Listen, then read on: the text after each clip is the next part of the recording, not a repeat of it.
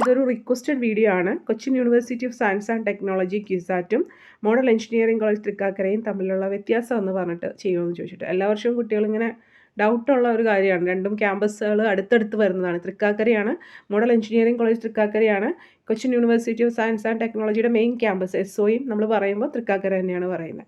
So അതിൻ്റെ ഒരു difference നമുക്കൊന്ന് പറയാം കേട്ടോ. എപ്പോഴും വീഡിയോയുടെ ഇടയ്ക്ക് പറഞ്ഞു പോകാറുണ്ട്. ഇതിപ്പോൾ ഒന്ന് ക്ലിയർ ആയിട്ട് തന്നെ പറയാം. അപ്പോൾ നമ്മുടെ കീമിൻ്റെ എഞ്ചിനീയറിംഗിൻ്റെ റാങ്ക് ലിസ്റ്റ് ഈ മന്ത് ലാസ്റ്റോടുകൂടി നിന്നാണ് ഏറ്റവും ലേറ്റസ്റ്റ് ആയിട്ടുള്ള ഇൻഫർമേഷൻ കിട്ടുന്നത്. അപ്പോൾ അതിന് മുമ്പ് നമുക്ക് കിസാറ്റിൻ്റെ അലോട്ട്മെൻറ്റ് വരാനുള്ള ചാൻസ് ഉണ്ട്. എന്തായാലും കീമിൻ്റെ ഫസ്റ്റ് അലോട്ട്മെൻറ്റിന് മുമ്പ് കിസാറ്റിൻ്റെ ഒരു അലോട്ട്മെൻറ്റ് ചിലപ്പോൾ കിസാറ്റ് ഒന്ന് വെയിറ്റ് ചെയ്യും രണ്ടാമത്തെ അലോട്ട്മെൻറ്റ് കൂടി വരാനായിട്ട്. അപ്പോൾ ആ ഒരു രീതിയിലാണ് എപ്പോഴും അലോട്ട്മെൻറ്റുകൾ പോവാറ്, വേറെ കാര്യങ്ങളൊന്നും ഇല്ലെങ്കിൽ. അപ്പോൾ നിങ്ങൾക്കിപ്പോൾ കിസാറ്റിൽ ആദ്യം അഡ്മിഷൻ എടുക്കുന്നതിന് കുഴപ്പമൊന്നുമില്ല, നിങ്ങൾക്ക് അഡ്മിഷൻ എടുക്കാം. പിന്നെ നിങ്ങൾക്ക് ഫീസ് തിരിച്ച് കിട്ടുന്ന കാര്യത്തിലാണ് കുറച്ച് കാര്യങ്ങളുള്ളത്. കിസാറ്റിൽ കൊടുത്ത ഫീസ് വാങ്ങിച്ചിട്ട് നിങ്ങൾ കീമിൽ അഡ്മിഷൻ എടുക്കുമ്പോൾ അടയ്ക്കാമെന്ന് അങ്ങനെ പെട്ടെന്ന് കാര്യങ്ങൾ നടക്കില്ല, ചെറിയ ഇതുകൊണ്ട്. പിന്നെ കിസാറ്റിന് റീഫണ്ട് പോളിസി ഉണ്ട്. ആ പോളിസി അനുസരിച്ചിട്ടാണ്, അത് ഉടനെ തന്നെ വെബ്സൈറ്റിൽ അവർ അപ്ഡേറ്റ് ചെയ്യും. സോ അതനുസരിച്ചിട്ടാണ് എത്ര പെർസെൻറ്റേജ് ഫീസ് നിങ്ങൾക്ക് തിരിച്ച് കിട്ടും എന്ന് വരെയെന്നൊക്കെ ഉള്ളത് അറിയാനായിട്ട് സാധിക്കുക. പിന്നെ സർട്ടിഫിക്കറ്റുകൾ, കിസാറ്റ് സാധാരണ 2 അലോട്ട്മെൻറ്റ് കഴിയുമ്പോഴാണ് സർട്ടിഫിക്കറ്റ് വെരിഫിക്കേഷന് വേണ്ടി നമ്മളോട് ചെല്ലാൻ പറയാറ്. പക്ഷേ ഇപ്പോൾ ഈ വർഷം MCയുടെ കാര്യത്തിൽ നേരിട്ടുള്ള കൗൺസിലിംഗ് ആയിരുന്നു. പക്ഷേ സർട്ടിഫിക്കറ്റുകൾ അവർ വാങ്ങി വെച്ചില്ല, അവർ വെരിഫൈ ചെയ്തിട്ട് തിരിച്ചു കൊടുക്കുകയാണ് ചെയ്തത്. അപ്പോൾ നിങ്ങൾക്ക് വേറെ ചേരുന്നതിനും കുഴപ്പമുണ്ടാവില്ല. പിന്നെ അതുപോലെ തന്നെ BTECൻ്റെ വെരിഫിക്കേഷൻ എന്ന് പറയുമ്പോൾ ഇതുവരെ വാങ്ങിച്ച് വെച്ചിട്ടുണ്ടായിരുന്നു. പിന്നെ 2 അലോട്ട്മെൻറ്റ് കഴിഞ്ഞിട്ടായിരുന്നു വെരിഫിക്കേഷന് വിളിക്കുക. അതുപോലെ തന്നെ നിങ്ങളുടെ പ്രൊഫൈലിലൂടെ അപ്ലോഡ് ചെയ്യുന്ന കാര്യങ്ങളൊന്നും പറയാറുണ്ടായിരുന്നില്ല. അപ്പോൾ ഈ വർഷം എന്തെങ്കിലും ചേഞ്ച് ഉണ്ടോ എന്നുള്ളത് നമുക്ക് BTECൻ്റെ അലോട്ട്മെൻറ്റ് വരുമ്പോഴേ അറിയാൻ പറ്റുള്ളൂ കേട്ടോ. അപ്പോൾ നിങ്ങൾക്ക് ഇപ്പോൾ കീമിൽ അലോട്ട്മെൻറ്റ് എടുത്തിട്ട് BTECന് ഇപ്പോൾ കിസാറ്റിൽ അലോട്ട്മെൻറ്റ് എടുത്തിട്ട് കീമിൽ പോയി ചേരുമ്പോൾ ഒരു പ്രശ്നം ഉണ്ടാവില്ല. സർട്ടിഫിക്കറ്റ് വെരിഫിക്കേഷനൊന്നും നടന്നിട്ടില്ലെങ്കിൽ ഒട്ടും പ്രശ്നമില്ല. ഫീസ് അടച്ചത് കിട്ടാനായിട്ടാണ് ചെറിയ ഒരു കാര്യങ്ങളൊക്കെ ഉള്ളത് കേട്ടോ. ഇനി അപ്പോൾ നമുക്ക് ഇത് തമ്മിലുള്ള വ്യത്യാസം ഒന്ന് പറയാം. അപ്പോൾ കിസാറ്റിൻ്റെ കാര്യം ആദ്യം പറയാം.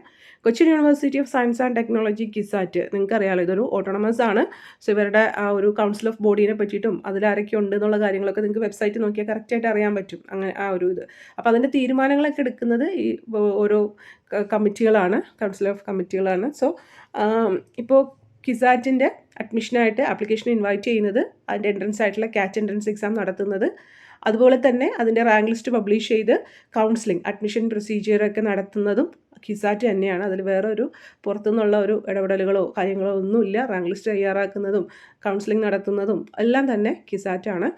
സോ അവരുടെ ആ ഒരു രീതിയിലായിരിക്കും കാര്യങ്ങൾ പോകുന്നത്. എല്ലാ കാര്യങ്ങളും വളരെ പബ്ലിക് ത്രൂ ആണ്. നിങ്ങൾ വെബ്സൈറ്റ് നോക്കിയിട്ടുണ്ടെങ്കിൽ എല്ലാ കാര്യങ്ങളും അറിയാൻ പറ്റും. ഒരു ഹിഡൻ ആയിട്ടുള്ളൊരു കാര്യങ്ങൾ അതിൻ്റെ ഇടയിൽ നടക്കുന്നില്ല. നിങ്ങൾക്കറിയാം കിസാറ്റിൽ NRI അഡ്മിഷൻ എടുക്കാൻ വരെ CATൻ്റെ എൻട്രൻസ് എക്സാമിൻ്റെ ബേസിലാണ്. പുറത്തുനിന്നുള്ള ഒരു കാര്യങ്ങളൊന്നും അവിടെ ഇല്ല. അതുപോലെ അവിടെയുള്ള സ്റ്റാഫിൻ്റെ മക്കൾക്കും ഒരു കോട്ടയുണ്ട്. പക്ഷേ അതും CAT എൻട്രൻസിൻ്റെ ബേസിൽ തന്നെയാണ് എടുക്കുന്നത്. ഓക്കെ, അപ്പോൾ നിങ്ങൾക്ക് മനസ്സിലായല്ലോ. ഇനി നമ്മളൊരു അഡ്മിഷൻ എടുത്തു കഴിഞ്ഞാൽ, ഇപ്പോൾ BTEC ആണെങ്കിൽ BTECൻ്റെ അഡ്മിഷൻ എടുത്തു കഴിഞ്ഞാൽ അതിൻ്റെ സിലബസും കാര്യങ്ങളും എല്ലാം തന്നെ കിസാറ്റിൻ്റേതാണ്. പിന്നെ അതിൻ്റെ എക്സാം നടത്തിപ്പും അതിനുശേഷം റിസൾട്ട് പബ്ലിഷ് ചെയ്യുന്നതും അല്ലെങ്കിൽ അതിൻ്റെ ഇടയ്ക്ക് ആ പേപ്പറുകളൊക്കെ നോക്കുന്നതും നമ്മൾ സിമ്പിളായിട്ട് പറയാം, അതെല്ലാം തന്നെ കിസാറ്റാണ്. അപ്പോൾ നമ്മൾ നോക്കുമ്പോൾ കിസാറ്റിൻ്റെ കാര്യങ്ങളെല്ലാം തന്നെ കറക്റ്റ് സമയത്ത് നടക്കാറുണ്ട്. എക്സാം നടക്കുന്നതും റിസൾട്ട് പബ്ലിഷ് ചെയ്യുന്നതും എല്ലാം തന്നെ വലിയ ലാഗില്ലാതെ അത് നടന്നു പോകാറുണ്ട്. ഇപ്പോൾ കുട്ടികൾക്ക് അത്യാവശ്യമാണെന്നൊക്കെ പറയുമ്പോൾ അത്യാവശ്യം അവർ വലിയ ലാഗില്ലാതെ കാര്യങ്ങൾ നടത്തിയാണ് നമ്മൾ കണ്ടേക്കുന്നത് കേട്ടോ. വലിയ ഇതൊന്നും പ്രശ്നങ്ങളൊന്നും ഉണ്ടാവാറില്ല. ഇപ്പോൾ നിങ്ങൾ കിസാറ്റിൻ്റെ ഒരു ലാസ്റ്റ് സെമ്മായപ്പോൾ നിങ്ങൾക്കൊരു സപ്ലി വന്നു. അപ്പോൾ അത് നിങ്ങൾക്ക് ഉറപ്പുണ്ടായിരുന്നു അതൊന്ന് റിവാലുവേഷൻ ചെയ്ത് കിട്ടുക, നിങ്ങൾ ഓക്കെ ആവും അല്ലെങ്കിൽ ജയിക്കും എന്നൊക്കെ ഉള്ളത്. അതൊക്കെ മറ്റ് യൂണിവേഴ്സിറ്റീനെ അപേക്ഷിച്ച് കുറച്ചും കൂടി എളുപ്പത്തിൽ റിവാലുവേഷൻ റിസൾട്ടൊക്കെ ലാസ്റ്റ് സെമ്മിൻ്റെയും ഒക്കെ നമ്മൾ വന്ന് കാണാറുണ്ട്. പിന്നെ സപ്ലി വരുത്താമെന്ന് പറയുമ്പോൾ ഒരു കാര്യം കൂടി ആഡ് ചെയ്യാനുണ്ട്. നിങ്ങൾ സപ്ലികൾ വരുത്തരുത്. കാരണം 3rd ഇയർ തുടങ്ങി മിക്ക കോളേജസും ഏത് കോളേജാണെങ്കിലും പ്ലേസ്മെൻ്റ് ഉള്ള കോളേജിലൊക്കെ തുടങ്ങി 3rd ഇയർ ഒക്കെ ആകുമ്പോഴത്തേക്കും പ്ലേസ്മെൻറ്റ് വരും. പണ്ടൊക്കെ എന്ന് പറഞ്ഞിട്ടുണ്ടെങ്കിൽ ഈ നമ്മൾ സപ്ലികളുള്ളവരെ ഇരുത്തായിരുന്നു. പിന്നീട് കമ്പനീസ് പറയാറുണ്ട് 1 വർഷത്തിനുള്ളിൽ എഴുതി എടുത്താൽ മതി എന്നൊക്കെ പറയാറുണ്ട്. പക്ഷേ ഇപ്പോൾ അങ്ങനെയല്ല സിറ്റുവേഷൻ. സപ്ലികളുള്ളവരെന്നും ആ ഒരു നമ്മൾ അവിടെ ഇരുന്ന് നമ്മളുടെ കഴിവ് തെളിയിക്കണമെങ്കിൽ ഇപ്പോൾ കഴിവാണ് നമ്മൾ വേണ്ടത് എന്ന് നമ്മൾ പറയും അല്ലേ. അത് എക്സാം റിസൾട്ട് ഒന്നും അല്ല, നമ്മുടെ കഴിവാണ് നമ്മളൊരു ഇൻ്റർവ്യൂവിന് ചെല്ലുമ്പോൾ നമ്മൾ കാണിക്കേണ്ടതെന്ന് പറഞ്ഞാലും അവരാദ്യമേ തന്നെ പറയുവാണ് സപ്ലൈ ഉള്ളവർ ഈ ഒരു ഇതിന് ഇരിക്കേണ്ട എന്ന് പറഞ്ഞാൽ നമ്മൾക്ക് ഇരുന്നാലല്ലേ നമ്മുടെ കഴിവുകൾ തെളിയിക്കാൻ പറ്റുള്ളൂ. സോ സപ്ലികൾ വരുത്തരുത്. അതുപോലെ തന്നെ നിങ്ങൾ പറ്റുന്ന ഇൻറ്റേൺഷിപ്പുകളൊക്കെ നല്ല ഇൻറ്റേൺഷിപ്പുകളൊക്കെ ഉണ്ട്. ആ ഒരു ടൈമിൽ നിങ്ങൾക്ക് കോളേജിൽ നിന്ന് ഇൻസ്ട്രക്ഷനൊക്കെ ഉണ്ടാവും. അല്ലാതെ നിങ്ങൾക്ക് ന്യൂസ് പേപ്പർ വഴിയും മീഡിയാസിലൊക്കെ ഇൻറ്റേൺഷിപ്പിൻ്റെ കാര്യങ്ങളൊക്കെ അറിയാൻ പറ്റുന്നതൊക്കെ നിങ്ങൾ ചെയ്യുക. അപ്പോൾ ഈ ഇൻറ്റേൺഷിപ്പിന് നിങ്ങൾ വിളിക്കുമ്പോഴും സപ്ലി ഉള്ളൊരു കുട്ടിയാണെങ്കിൽ നല്ല നല്ല ഇൻറ്റേൺഷിപ്പുകളൊന്നും ചെയ്യാൻ പറ്റില്ല. പിന്നെ പെയ്ഡായിട്ടുള്ള വെറുതെ ഒരു പേരിനെന്നുള്ള രീതിയിൽ ചെയ്യാമെന്നല്ലാതെ നല്ല രീതിയിലുള്ള ഇൻറ്റേൺഷിപ്പുകളും നിങ്ങൾക്ക് സപ്ലി ഉണ്ടെങ്കിൽ നഷ്ടപ്പെടും കേട്ടോ. അതേത് ക്യുസാറ്റ് ആണെങ്കിലും KQ ആണെങ്കിലും എല്ലാം തന്നെ അങ്ങനെയാണ്. സപ്ലികൾ ആ ഒരു സമയത്തൊന്നും നിങ്ങൾ വരുത്താതിരിക്കുക. പിന്നെ നിങ്ങളിപ്പോൾ റെഗുലറായിട്ട് ക്ലാസ്സിൽ പോകണം ഇരിക്കണം എന്നൊന്നുമില്ല. നിങ്ങളിപ്പോൾ യൂട്യൂബിൽ അടിച്ചു കൊടുത്താൽ ആ ഒരു ടോപ്പിക്കൊക്കെ നിങ്ങൾക്ക് അത്യാവശ്യം കിട്ടും. അപ്പോൾ അറ്റൻഡൻസ് ഉണ്ടാവുക. പിന്നെ ഈ പറയണ പോലെ എക്സാം ആകുമ്പോൾ നന്നായിട്ട് പഠിച്ച് റിസൾട്ട് വാങ്ങിയിട്ട് അത് കാണിക്കുക. നമ്മൾ ചില കുട്ടികളൊക്കെ നമുക്കറിയാമല്ലോ, ഇങ്ങനെ ക്ലാസ്സിലൊന്നും കയറിയില്ലെങ്കിൽ അവർ എക്സാം ആകുമ്പോൾ നന്നായിട്ട് പഠിച്ച്, പക്ഷേ ആ ഒരു കോൺഫിഡൻസ് ഉണ്ടാവണം. അതിന് വേണ്ടി ട്രൈ ചെയ്യണം. അല്ലാതെ ക്ലാസ്സിൽ കയറിയെങ്കിലും കുഴപ്പമില്ല, എക്സാമിന് എഴുതിയാൽ പോരെ എന്ന് വിചാരിച്ചിട്ട് ക്ലാസ്സിലും കയറില്ല അതിന് വേണ്ടി ട്രൈ ചെയ്യാതിരിക്കുകയും ചെയ്യരുത്. ആ കാര്യങ്ങൾ നന്നായിട്ട് ചെയ്യുക കേട്ടോ. പിന്നെ അറ്റൻഡൻസ് ഇമ്പോർട്ടൻ്റ് ആണ്. ആരും ഒന്നും വെറുതെ ഒന്നും അറ്റൻഡൻസ് ഇട്ട് തരില്ല. സോ അറ്റൻഡൻസിൻ്റെ കാര്യങ്ങളൊക്കെ നിങ്ങൾ ശ്രദ്ധിക്കുക. അപ്പോൾ നിങ്ങൾക്ക് ക്യുസാറ്റിൻ്റെ കാര്യം മനസ്സിലായല്ലോ.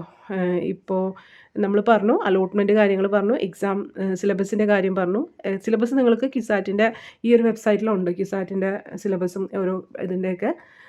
പിന്നെ സാധാരണ കുട്ടികളുടെ ഇടയിലൊരു ടോക്കുണ്ട് ക്യുസാറ്റിൻ്റെ സിലബസ് കുറച്ച് ടഫാണെന്നുള്ളത്. അങ്ങനെയില്ല, ക്യുസാറ്റിൻ്റെ സിലബസ് ആണെന്ന് തോന്നുന്നു. എനിക്ക് തോന്നുന്നു ചിലപ്പോൾ നിങ്ങൾക്ക് പഠിക്കാനൊക്കെ കുറച്ചും കൂടി രണ്ടും നല്ലതാണ്. പക്ഷേ ക്യുസാറ്റ് അങ്ങനെ പാടൊന്നുമില്ല. മറ്റേതിനെ അപേക്ഷിച്ച് പാടുന്ന ഒരു ടോക്ക് കേൾക്കാറുണ്ട്. അങ്ങനെ പാടൊന്നുമില്ല. നിങ്ങൾക്ക് ഈസി ആയിട്ട് അത്യാവശ്യം ഒക്കെ പഠിച്ച് പോരാൻ പറ്റുന്ന ഒരു സിലബസൊക്കെ തന്നെയാണ്.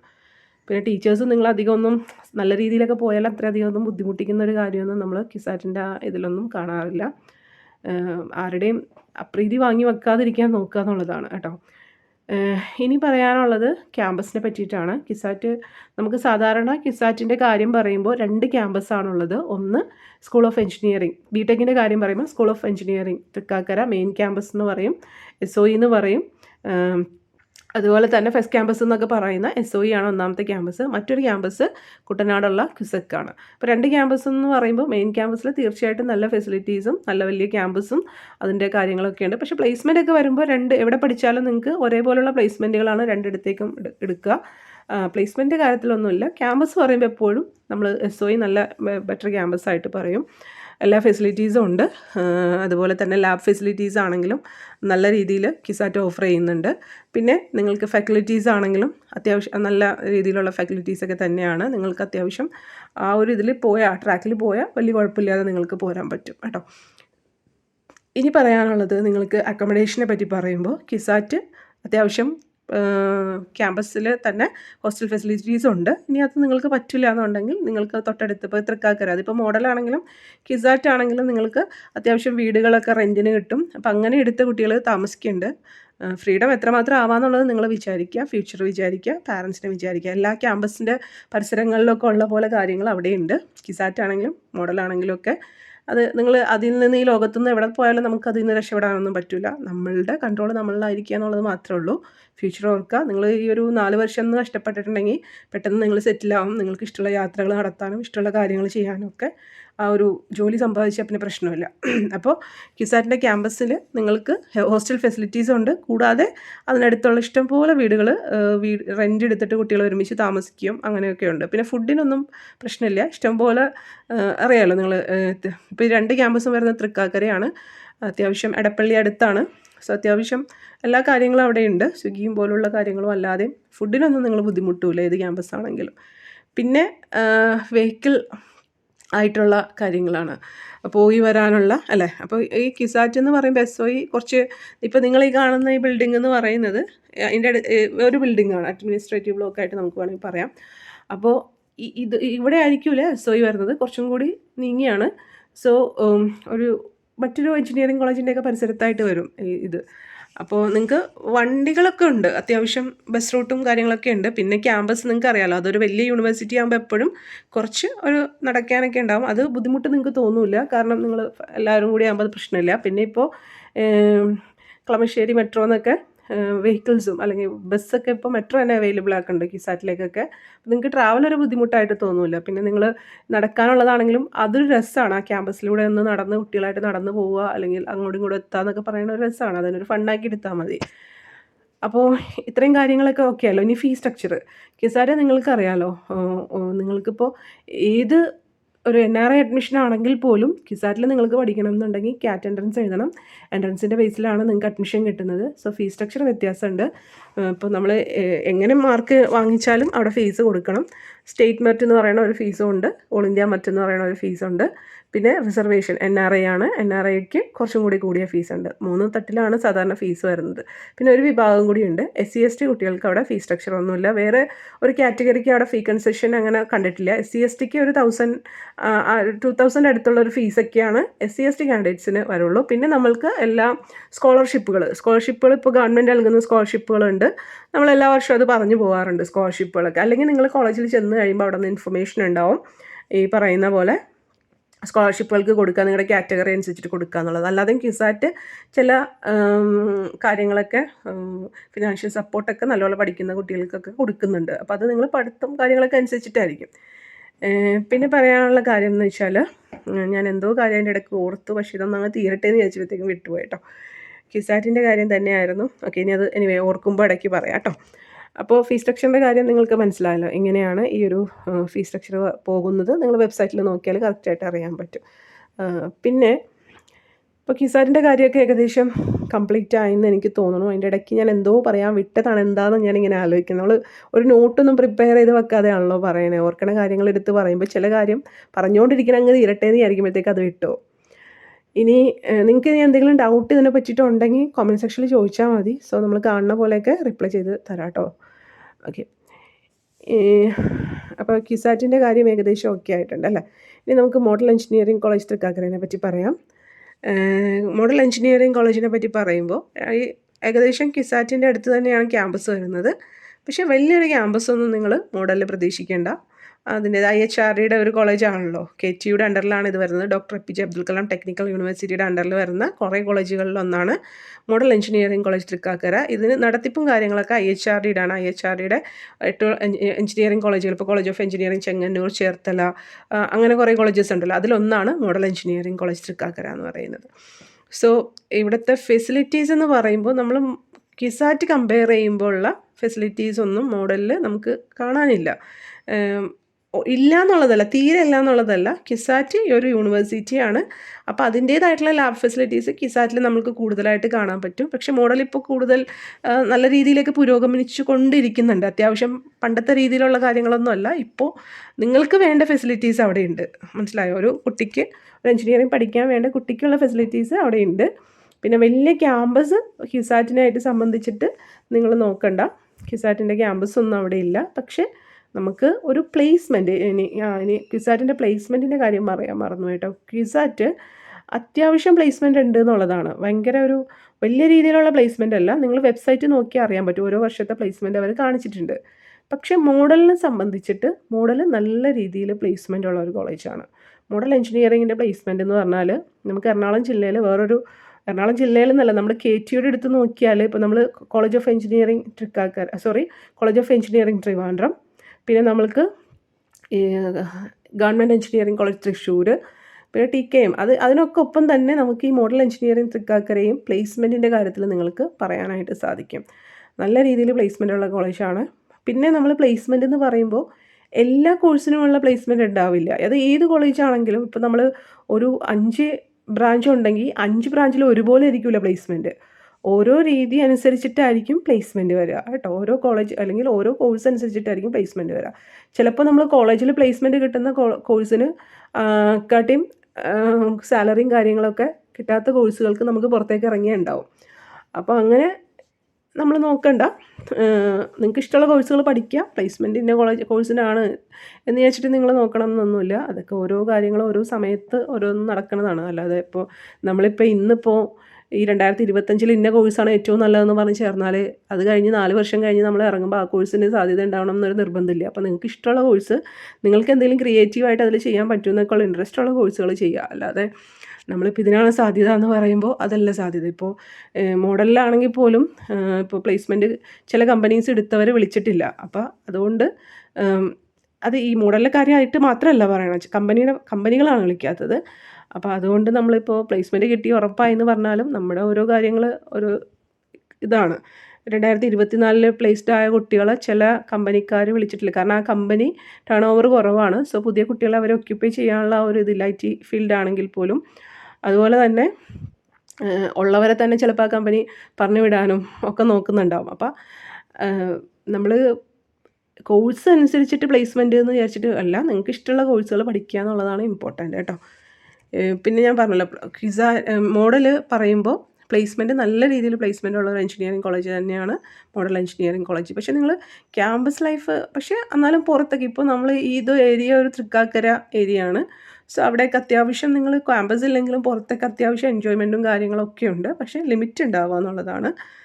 ഇതുപോലെ താമസിക്കാൻ നിങ്ങൾക്ക് ഹോസ്റ്റൽ ഫെസിലിറ്റി കിസാറ്റിൻ്റെ അത്ര ഇല്ലെങ്കിൽ പോലും തൊട്ടടുത്തൊക്കെ നിങ്ങൾക്ക് ഇഷ്ടംപോലെ